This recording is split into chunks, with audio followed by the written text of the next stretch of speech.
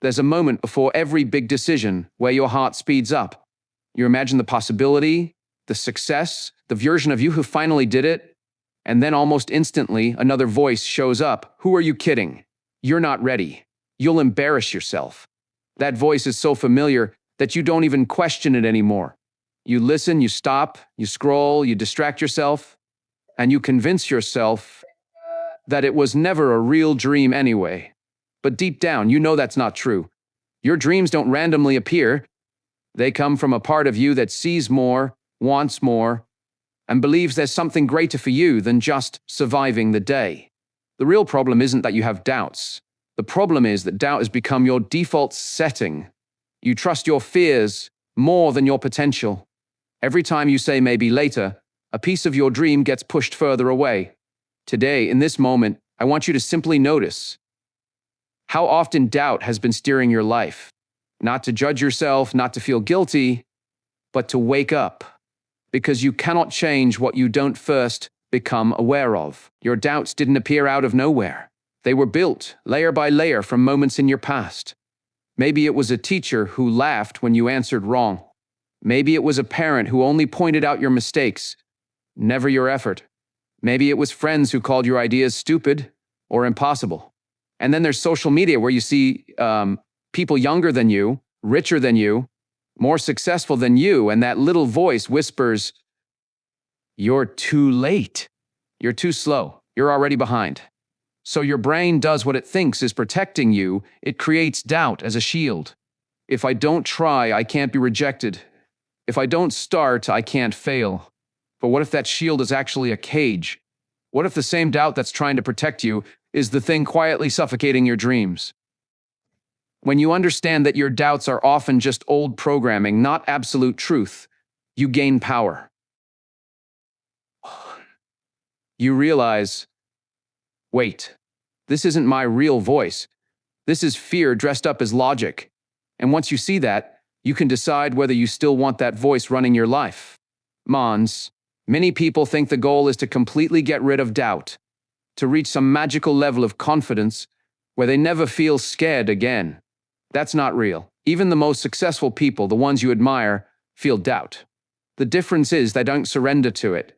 They hear the voice that says, "What if this doesn't work?" And they answer, "What if it does?" They feel nervous and still press you upload. They feel unprepared and still say yes to the opportunity. Doubt will always try to join you on the journey. Your job is not to give it the steering wheel. Think about it this way. When you were a child learning to walk, you fell over and over again. If you had listened to doubt back then, you would still be crawling today. But you didn't surrender. You kept going because some part of you believed walking was possible. That part of you still exists. The enemy is not the presence of doubt. The enemy is the moment you decide, because I feel doubt, I must stop. From today onwards, I want you to start separating the feeling of doubt from the decision to quit. Most people let their thoughts speak to them like a cruel, unfiltered critic. You're stupid. You always mess up. You'll never be like them. Imagine if a stranger talked to you that way in real life. Would you sit and listen, or would you walk away? Yet when it's our own mind, we accept it without question. It's time to talk back. When your mind says you're not good enough, ask according to who? Based on what? When it says you always fail, look for the times you didn't. The times you did show up. The times you did learn. Replace I can't with I'm learning. Replace I'm not that type of person with I'm becoming that person.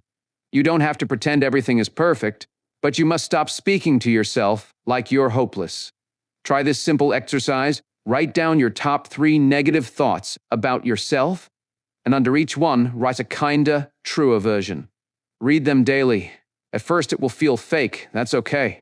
Remember, your negative voice also felt fake when it started, but repetition made it powerful. Now you're taking that power back. We often imagine our dreams coming true in big, dramatic moments, the viral video, the huge paycheck, the perfect transformation. But dreams don't grow in big moments. They grow in small, repeated ones. One video, one workout. One page written. One skill practiced for 20 minutes. Tiny, brave actions are the bridge between who you are and who you want to become. You don't have to fix your entire life this week. You just need to move one step closer than yesterday. Doubt loves to exaggerate. What's the point of starting a business if you can't invest thousands? But your dream doesn't need thousands. It needs you to research, to brainstorm, to post that first product, to learn from that first customer. Doubt says, you're too awkward to record videos. Your dream says, record anyway and you'll get better. You win not by being fearless, but by being slightly more loyal to your dreams than to your doubts. Make a deal with yourself. Every day, no matter how small, do one action that your future self will thank you for. Over time, those tiny brave actions become the foundation of a life you're proud of. You can have big dreams inside you, but if you are surrounded by small minds, your dreams will suffocate. Some people are not bad, they're just limited. They don't believe big things are possible for themselves, so they can't believe them for you. If every time you share an idea, someone says, that's stupid, that will never work, or people like us don't do that, understand, you're not hearing truth, you're hearing their fears. Protect your dream space. That means being intentional about what and who you allow around your mind. Follow people online who inspire action, not just show off results. Spend more time with those who encourage you, even if it's just one person. If you don't have that person yet, become that person for yourself. Use your room, your journal, your notes app as a safe place where your ideas are allowed to exist without judgment. Write down your goals, your plans, your progress. Doubt is louder in environments where everything stays the same all the time. So start changing the inputs. New books, new content, new conversations. When your environment begins to support your dreams, your doubts automatically lose some of their power. To be lasting change doesn't come from motivation alone, it comes from identity. As long as you secretly believe, I'm the type of person who never finishes anything, you will keep proving that belief right. Your actions always try to match your identity. So let's update that identity. Instead of saying, I'm lazy, try, I'm learning to be more disciplined. Instead of, I'm not confident, try, I'm practicing confidence. These small shifts are powerful because they open the door to growth instead of closing it. Start noticing the moments when you do act in alignment with your dream, when you wake up earlier, when you choose to learn instead of scroll, when you say yes to an opportunity, even though you're scared. Celebrate those moments. They are evidence of your new identity. You are not faking it, you are training it. Every time you take a step that your old self would avoid, you are voting for your new self. Over time, those votes add up. You stop asking, can I really do this?